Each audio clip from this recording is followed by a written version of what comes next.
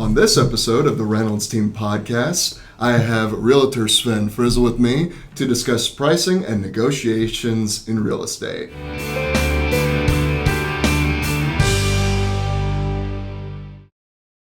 Sven, thank you very much for coming on the show. I appreciate it, Trevor. It's a pleasure to be here today. So I want to first start off with a little bit of an introduction about yourself. How long have you been a realtor and how long have you been with the Reynolds Team? I've been a realtor for a little over 3 years now, and I've been with a Reynolds Team for almost a year, and it's been by far the best year that I've had as a realtor. Wow, no, that's great to hear. So one of the biggest topics that I think a lot of people have been focusing on, especially in the past year with this kind of frenzy in the market that we've seen, is how to navigate the touchy subject of pricing a home and negotiating the price of a home when putting in an offer. So when it comes to the perspective of a seller, if you're preparing one of your clients to be listed on the market, what are kind of some of the fundamentals that you like to walk through in terms of determining what the right listing price is? Well, a lot will determine about what the special features are in the house. So you want to make sure that you have a good understanding of the home itself. You get a good chance to preview it with the owners, with the sellers. Let them show you the things that they've done. Understand from their eyes what makes their home unique and special. And that really helps me in being able to market it that way. The other thing, of course, is you want to look at the neighborhood, how home sales have been there, how they're, what the pricing points are, what those features are, and try to make a sort of a comparative analysis so that you can present two different types of pricing strategies. It's very interesting that you bring up kind of how the neighborhood is done in terms of where the seller's located, because one of the biggest things that I've learned in the past few months is when you're putting your house up on the market, you're not just talking to potential buyers, you're also talking to your neighbors and kind of giving them that point of comparison for, if I want to go on the market in a few years, well, what did my neighbor sell for the year before? Absolutely, and I get a lot of comments about that, my neighbor down the street sold for this much, or, that they'd heard something had happened. So they'll have, in today's market, the consumer is incredibly aware of what's going on because of all the technology that they have available to them. So they're doing a fair amount of research as well before they're even talking to you. And you need to be able to, counter that and respond to that. Absolutely. So when you talk about how buyers and sellers are going on the internet and using really kind of the first page of Google to go off of comparable pricing for homes, what the house could be listed at, what are some of the, what's some of the data points and like strategies used to kind of feed through all of that to kind of come to your conclusion as to what the price should be for listing? Well, ultimately the price is going to be what somebody's willing to pay for the property, especially in today's market. The desirable features will be the amount of bedrooms, the type of kitchen, if there's been any upgrades, if the home is dated or very up to date, garage space, pools, the grounds. Really, it comes down to a lifestyle. It's not just a home anymore, it's a lifestyle choice of where you want to live. And since so many people now are free to be able to work or study from home, their home suddenly becomes a multifaceted sort of a thing, and that's why the lifestyle really comes into play. Absolutely. I think that's a great point, in that when you're taking into consideration the house, absolutely it's the bricks, the walls, the interior work, the exterior work that's been done, but also the lifestyle also plays a point in why you want that condo that's on the beach or why you may want a few acres of land on the mainland. Or also, we've got a lot of different HOAs here. Some of them will be very simple and bare bones because people just want a security gate and they want the common areas taken care of. Whereas other people will want a clubhouse and all sorts of facilities, be it gym, tennis courts, pool. And there are definitely different communities to take care of all of those tastes. So it depends, again, on what their lifestyle wants and needs are. Absolutely. So, in kind of going through the methods for pricing, when it comes to, especially, in the very beginning part of this year, when there were sellers all across Vero Beach where they put their house up on the market and within just a few hours of it going live, you've got upwards of 15, 20, 25 offers. When you're in a situation like that and you have all these contracts floating, all these agents asking a slew of questions, you're having to update your seller, what have been kind of the strategies that you've used or that you've seen other agents use to really kind of manage this massive flow of information and to kind of keep your seller from getting overwhelmed when there's all this activity on their listing? Well, I mean, price is always going to be a major contributing factor, but how they're paying for it, the financing, whether it's a cash offer, these will play a huge role. But there's lots of other things to bear in mind as well. The length of period that someone wants for an inspection period. The shorter the better right now. And it's certainly possible to have the inspection done within 7 days rather than over a year ago we would take maybe 14 days to do it. Something else that's really important is the closing date, because some sellers, they want to close right away, they're ready to move on. Other sellers are still in the process of finding their next home, and so maybe they'd be more interested in a lower price but a longer close date, giving them that freedom and flexibility to be able to, have a little more time to get the house on the market, under contract, and then giving them some time to be able to make their next arrangements before they move on. It's definitely very interesting that you kind of, in the way that you describe kind of navigating all those different offers, you're looking a lot into the psychology of both sides, in that you really kind of have to get a feel of what is it going to be like to be in their shoes when you respond back with the offer or accept it, decline it, how smooth that closing and the under contract process will go. So I think it's definitely nice that buyers and sellers, regardless of where they are in their real estate transaction, have another perspective that can really kind of get into all the different sides and navigate how complex that can be when it comes to negotiating.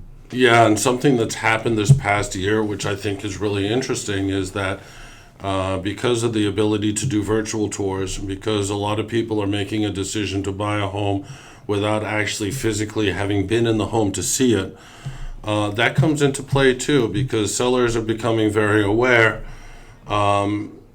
especially with the as-is contracts, which are the main ones that we use, that perhaps that person will change the offer, they'll change their mind during the due diligence period, and obviously the sellers don't want that to happen. So whether the prospective buyer has actually set foot in the house and seen it physically for themselves, or whether they're buying it without having been in there, just from virtually seeing it, those things will factor into it as well, because they want to make sure that the seller wants to make sure that the buyer doesn't back out during the inspection period or the due diligence period. Absolutely. So I guess with how fast a lot of different transactions have happened the past year, have you seen a lot of instances where buyers may buy online, put in an offer having never seen the house, then when it comes time to inspection or doing their due diligence process, where they kind of start to get cold feet in a way? And how have you navigated situations like that? It does happen. I think for a while there, the figures were about 20% of all homes that were going under contract were coming back on market. And, obviously that's something that you want to be very wary of. One of the biggest things that I've seen a lot of people do is that there's something interesting about kind of the way in which the transaction goes. The under contract process is always kind of the weirdest one, because you feel excited, you've got all this momentum with the offer being accepted and going under contract, where you kind of start to like lean back a little and go, it's finally over. But then people start to realize, and it's a constant reminder of, well, there's going to be stuff to look at. You got to make sure the money's going where it needs to go. And so I think helping clients navigate through that process can be pretty difficult. Yeah, and one of the things that's really important, especially if you're working with the seller, is to make sure that when you have the contract and you're under contract, you're still actively looking for backup offers. That's super important because if something does change, if the buyer does, as you said, have buyer's remorse, get cold feet, or change their mind, or if something comes up in the inspection period or the loan approval period, if there's a financing involved, and the deal falls through, then they have a backup offer waiting right in line, and they can just move on to that one without having the anxiety of putting the house back on market and going through the whole process all over again.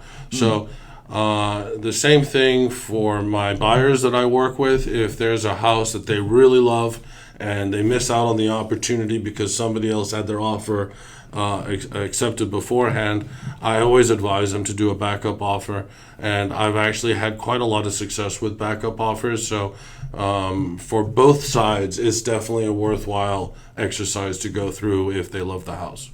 Well, it's actually great to hear. I think a lot of people, I think one of the biggest emotional things that people go through when it comes to negotiating an opportunity where there's so many different offers being put on a home is that there is always the opportunity to be the backup, because there are also a lot of different variables going on to where that first offer or that first period under contract can fall through. So I think that definitely kind of helps offset that pressure in a lot of ways to be the exact right person with the right offer at the right time. Absolutely, and I always like to tell my buyers that it's a process, and just to be patient. And I know that's very difficult because it's the biggest decision you're going to make in your life, but things usually work out for a good reason. And if you're patient and you keep looking for what you want, you're gonna find it. The other thing that I would strongly advise people that are getting financing, if your maximum, is X amount of dollars, try looking for properties that are a little bit under that, because there are costs at closing involved, and you never want to be right on that razor's edge where you're sweating just a few $100 or $1,000. It's always better to have a little bit of cushion there, so that you have that security that you're not right on the edge of where your approval is. Yeah, it gives you kind of an insurance policy in a way, just for your own personal finances. Exactly. And then if you're in a situation, for example, where you want to bid a little bit more on a house to be competitive, then you're able to do that. If, for example, you are pre-approved for $300,000 and that is the maximum amount, just to use a figure, you might want to be looking for houses that are $10,000 or $20,000 under that, so that you could present a more attractive offer, and also so again you don't get down to closing time, really sweating whether you're going to be able to make it or not. Yeah, I think that's all definitely good things to consider, because the money is obviously going to be the biggest stressor. And then there are also all these other factors that come into helping clients make an offer on a home. What are some other major factors outside of the finances that you kind of review and go over to help your buyers be in a good position when making offers on a home? Well, time is always going to be a factor. So if you're working with a buyer that wants to buy now, but has, say, 3 or 6 months in order to do so before they have to have the home, that's always going to be to their advantage, because they're looking now, they're actively wanting to buy now, but they have that little cushion in time, so it's not as stressful as it would be, say, I'm renting a house, I have to be out of there in a week and I don't have a choice. I mean, that's not a good position to be in. Mm-hmm. So definitely, I'll often work with buyers and they'll say, "Oh, I don't need to buy for 6 months," and I try to impress upon them that that's great that they have that flexibility, but you really need to look now and start putting in offers now in order to achieve that 6-month cushion, so that you're able to get the house you want and don't lose out. Yeah, absolutely. And I think in kind of looking at that 3 to 6 month period, I mean, there are definitely a lot of times where if the buyer shows that they're motivated to where they definitely want the transaction to go through and move into the home, that the sellers and agents are willing to extend that closing process out so that that time period can be filled where the buyer meets their needs and the seller meets their needs as well. Absolutely. When the best medium is when everybody gets the times that they want, and that goes back to the negotiations again. So something that is so important, and I'll just repeat myself, is the closing date. And one thing that's really important for your realtor to do for you is to have a good communication with the other realtor. So to find out what is motivating your seller, what is it that they really want with those things, because you won't just see that on the listing. That's something that you have to communicate with them and develop. And that'll make your offer more attractive, but it'll also put everybody on the same page. And, rather than just submitting an offer with a 30-day close and not actually doing a little bit of research to find out if that's what the seller wants. Yeah, I think that's all that is great advice. And it gets to one of the biggest things that I've learned in this job is that being as young as I am and not really having to navigate the housing market myself at this time, one of the biggest things I always just kind of had the perception of with real estate was it's like, oh, it's just another, transaction. You're just buying a home. You're just selling a home. But it's a very emotional process that everyone on all sides of it goes through. And I'm sure that, being in the market and working with clients all these years, you've had to come to learn a lot about how to, not only navigate people through the transactions and showings, but also the emotional side of it and kind of keep everyone's, emotions in gear in order to best get to the final point. So in kind of looking at how you make that personal connection with clients to kind of ease them through everything, what are some of the main things that you like to keep in mind? The funny thing is, I think one of the most important ones is realizing what you just said, that it is an emotional decision. The buyer and the seller are making one of their biggest financial decisions in their lifetime, and it will be a very personal thing for them. And so it's really important to not get caught up in that and to yourself remain calm and to follow the process. Realtors, I think, will do a disservice to themselves if they let their own emotions come into play, because it's really not about us. It's about the clients and making sure that the clients get what they want and trying to manage their expectations. And managing their expectations, I think, is really important. And the best way to do that is to give them the information up front. So just to use one example, there are two different contracts that we use here for purchasing a home. One's a residential contract and one's an as-is contract.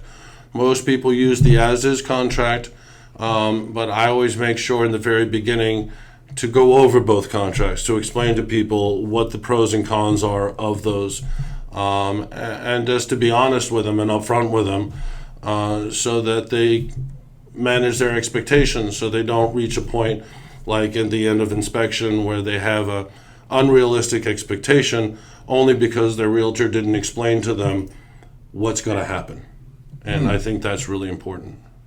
Well, I think that is a great piece of advice for anyone just all over real estate in general. So, Sven, thank you very much for coming on the show and sharing your wealth with us. Thank you, Trevor. I really appreciate it. It was enjoyable.